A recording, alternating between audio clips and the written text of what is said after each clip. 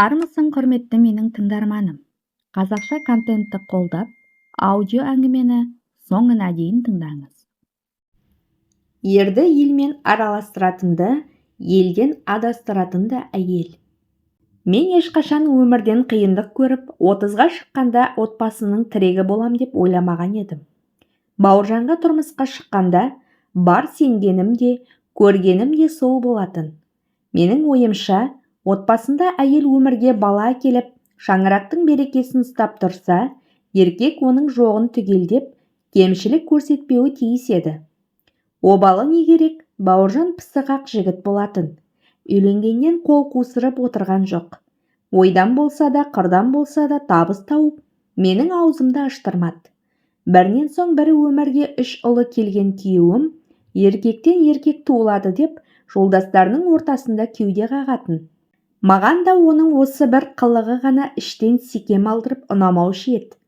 Тым есіріп, байлыққа мастанып кетер ме екен деп, іштей күмәнданатынмын. Күдігім жаза бастырған жоқ. Бауыржан өз ісін ашқалы, даңдаси бастады. Қытайдан жиғаз әкеліп, қаладан дүкендер ашқалы оның маған да, достарына да сөзі ірілене бастады. Үйге келетін жолдастарын да бұрын соңды көрмегенмін. Өңкей бір маңғаздана сөйлейтіндер, сәл ауыздарына шарап тисе, көз жанарлары өзгеріп шыға келетіндер көбейе бастады. Бұрынғы сыныптастары бірі мұғалім, енді бірі жай қарапайым жұмысшы болатын. Олардың көпшілігі бұрынғыдай үйімізге емін-еркін келіп кетуін тыйды. Сонда үйде отырған менің ойыма түк келмепті. Бірде емханада балалар дәрігері болып істейтін күйеуімнің бір жолдасына екінші ұлымды алып кірдім. Әлде кімдер құсап, танысым деп кезексіз кірмей-ақ, көпшілікпен бірге өз кезегімде кірген маған Досхан. Бауыржан сияқтылардың ханымы қарапайым емханаға қаралушы ме еді? Жеке тіс дәрігерлерің жоқ па дегені. Байқаймын кекетіп тұр. Ойымда түк арамдық жоқ. Аузыма сөз түспей, бала шағасын, әйелінің жағдайын сұрадым. Көптен көрмегенбіз. Бұрынғыдай ашық жарқын қабағы жоқ.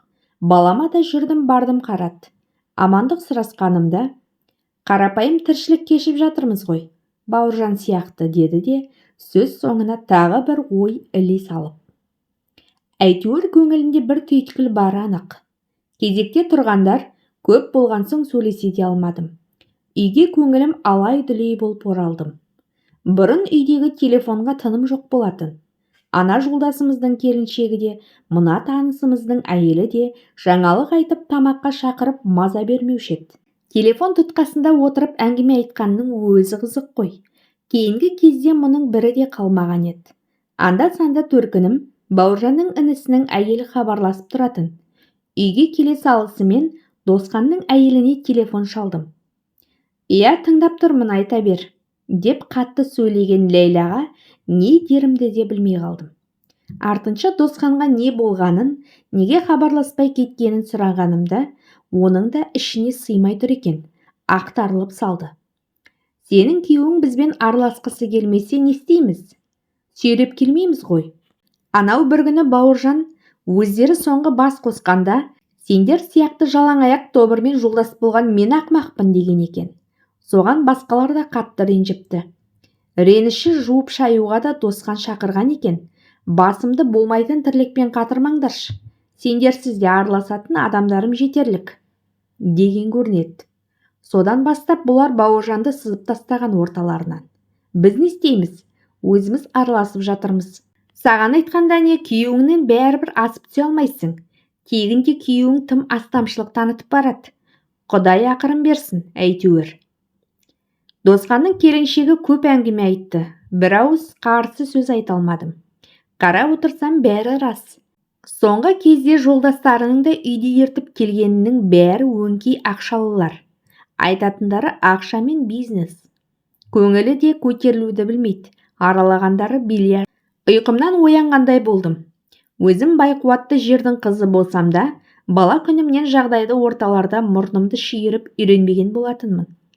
Қарапайымдылыққа әкем көп баулыған еді. Адам ақшасымен емес, адамгершілігімен ғана бағаланады, дейтін. Содан да қымбат дүкен аралап, бағалы киім киюді кейбір әйелдер ұқсап армандамайтынмын да. Көп асқанға бір тосқан. Күйеуім Бауыржанның да тым асқақтағанын уайымдап жүргенімде, Алланың өзі-ақ оны орнына қойды. Кәсібін сенімді деп тапқан бір серігіне тапсырған. Өзі қызық қуып, күн сайын дерлік сыраханада бильярдтан шықпайтын болып еді. Серіктесі бір-ақ күнде күйеуімді сазға отырғызып, бар тірліктің былығын шығарып қашып кетіпті. Көптен жеңешелеп, қутыңдап, Бауыржанның қасынан қалмай, ол жатса жатып, тұрса тұрып жүрген жігіт маған онша ұнамаушы еді. Ақша алып кете қойса мейлі ғой, басқаларға қарыз етіп кеткен күйеуімді оңдырмады. Бірден барынан айырылу оңай түйсінбе. 40-қа жақындаған күйеуім жүрегі ұстап қалып ауруханаға түсті. Кімнің кім екенін осындайда білесің. Бұрынғы даңғаза достарының бірінің де қарасы көрінген жоқ. Барлығы да осылай боларын білгендей тым-тырыс қала берді. Тіпті бірге жүріп едік-ау деп көңілін сұрап келгендері де болған жоқ. Аз күнде-ақ отбасымыздан таршылықтың белгілері біліне бастады. Тек бизнес деп жүріп, күйеуім артық ақша да жинамапты. Тіпті менің қолыма да уыстап ұстатпаған еді. Алтын бұйымдарымды сатқаннан басқа менің де жиған ештеңем де жоқ екен. Бауыржан сол ауырғаннан жақсы болмады. Қайта-қайта жатып қала беретін болды. Адам ауырса әруақ деген рас екен. Көзі от шашқан одан мүлдем ештеңе қалған жоқ. Жаратып сөйлеспейтін де болды. Бұрыннан да балаларына жұмыс деп көңіл бөлмейтін ол, барынан айырылған соң үйде бөтен біреу сияқты. Қолымнан не келеді? Күйеуімнің салы суға кетіп, мүсәпір күй кешкенін көріп, іштей жүрегім езілді. Құшақтап еңіреп алғым келсе де, онсыз да жігері қым болған күйеуімді одан бетер уатып жіберем деп қорықтым. Бала шағамның да күйі кетіп бара жатқан соң, өзімді өзім қайрап, Бауыржанның соңғы дүкендерін аралап шықтым. Естімегенім, көрмегенім әлі алда екен.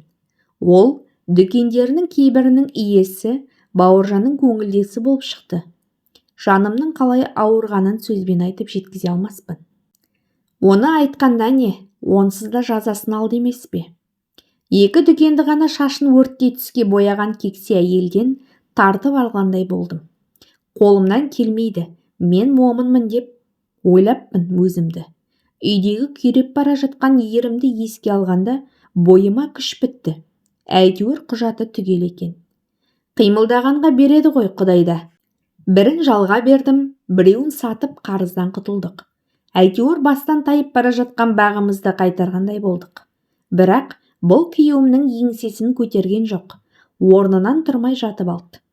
Өзім әкеме айтып жүріп бір құрылыс компаниясына жарты күндік жұмысқа тұрдым. Жалға берген дүкеніміз бар, әйтеуір ел қатарлы өмір сүре бастадық.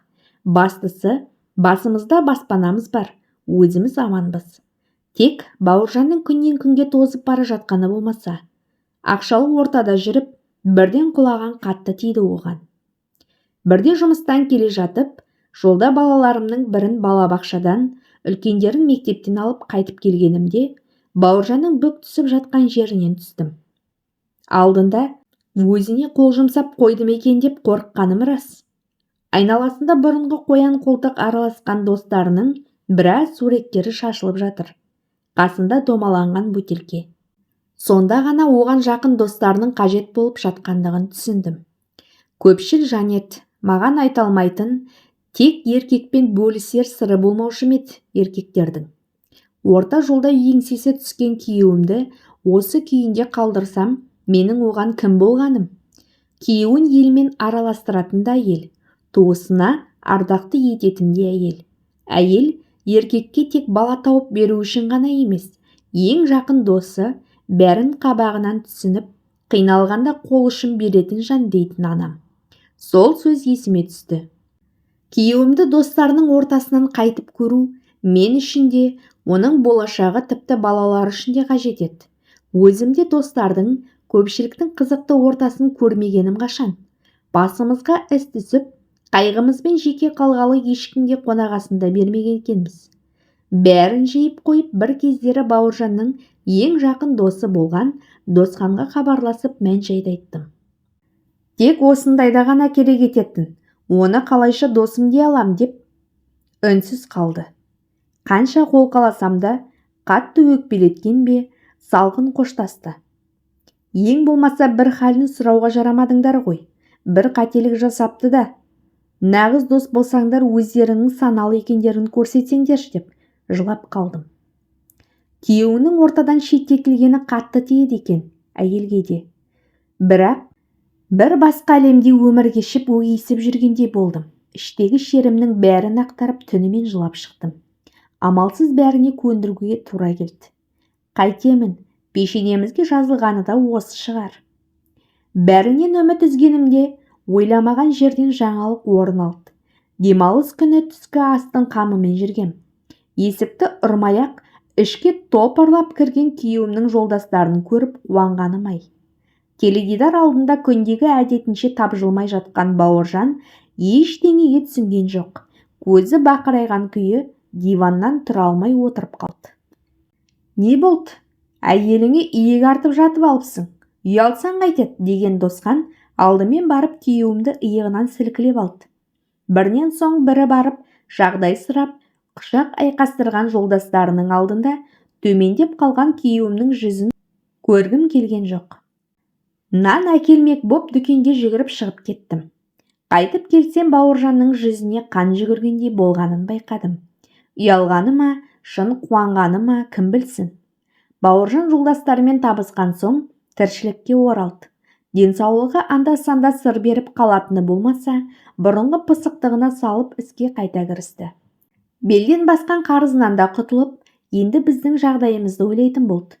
Мені жұмысыма балалардың бәрін мектеппен балабақшаға апарып алып келеді.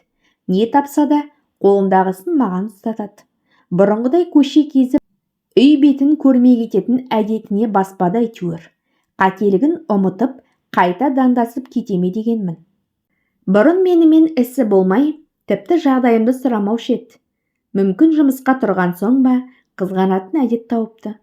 Рас, оның мұндай қылықтарына шамданамын да, кейде ренжіп жылап та алатынмын. Кейде неге мені қадірлемейді деп бас кешіп кеткім де келеді. Бірақ әйел емеспін бе? Отбасының тыныс тіршілігін көбірек ойлаймын. Бауыржан да тым ақылсыз емес. Дыз еткен қыз балығы болғанымен, істеген қателігін кешсе болса мойындайды.